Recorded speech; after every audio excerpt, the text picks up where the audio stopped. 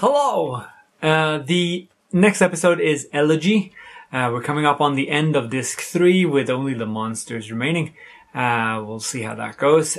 This is a space adventure, and you can tell that there's a bit of science fiction still missing. I mean, this predates stuff like Star Trek by 10 years. So, the astronauts in the story, they arrive at this unknown planet or asteroid, and it's 655 million miles from Earth, which is 0.000111 light years, just under a light hour, so it's not very far.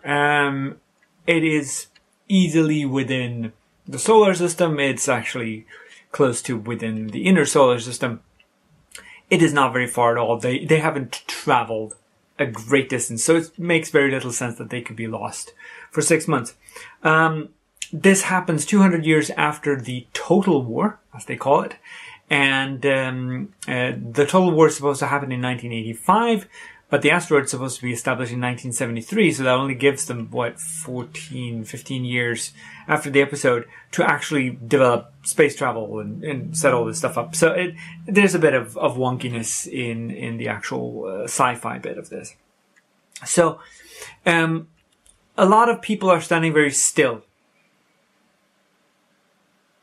in this episode, and most of this is done really quite well. A lot of people actually do really good freezes. And it works out fine as long as they're not holding anything. There's someone with a sort of glittery top on, and it keeps shifting. And you can see someone holding a tray with things, and it keeps moving. There's a flag.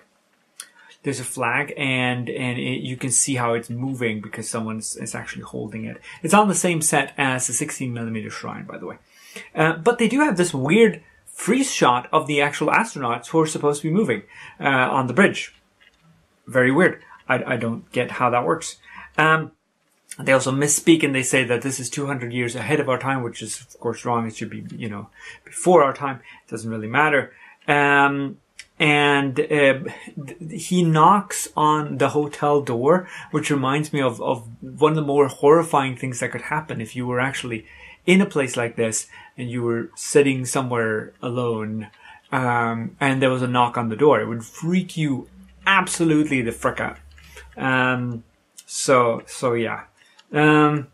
One of the astronauts, in his last moments, he said that I said we shouldn't have trusted him, and that said off camera. I think it would have had a better punch through if they had actually said that on camera, like, oh, I don't trust him, and played that up a bit. Anyway, it's a very sad little episode. I really enjoy it. I like the sci-fi stuff. A lot of the stuff, actually the sound effects from the actual spaceship gets reused in Star Trek, the original series.